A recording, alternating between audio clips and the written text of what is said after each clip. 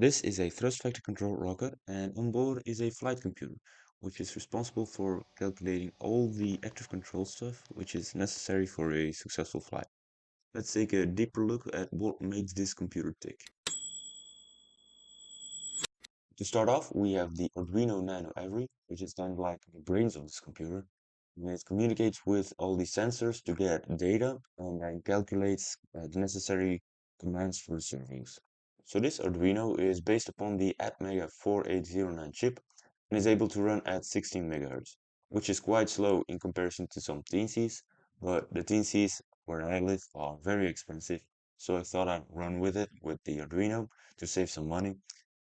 My simulations told me the Arduino could handle it, so we'll see how it goes. So the Arduino calculates commands for the servos, which are able to be plugged in right here in these pins.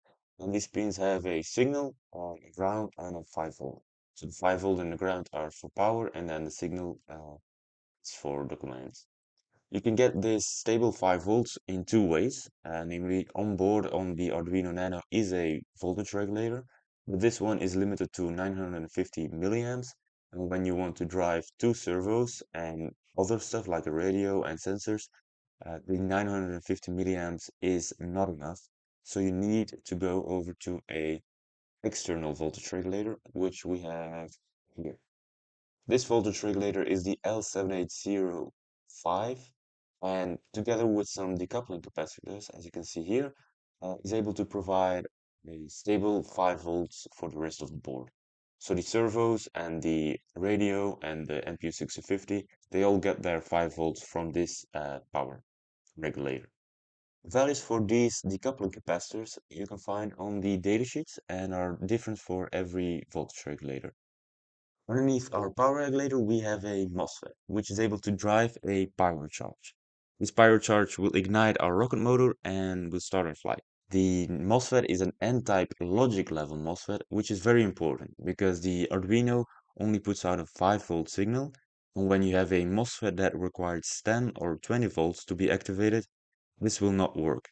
So be aware of that you will need to search for a logic level Mosfet. The Mosfet that I used was the IRL 3705N. So if you feel overwhelmed by the vast amount of MOSFETs there are, I would recommend this one as I found great success with it. You can simply copy and paste this as your schematic because this schematic also worked for me. Okay, so to give you a recap of the power distribution, we have an 11.1 volt battery up top, which goes into this adapter right here. This adapter goes into the board and is connected to this switch. This switch is the power on, power off switch of the board.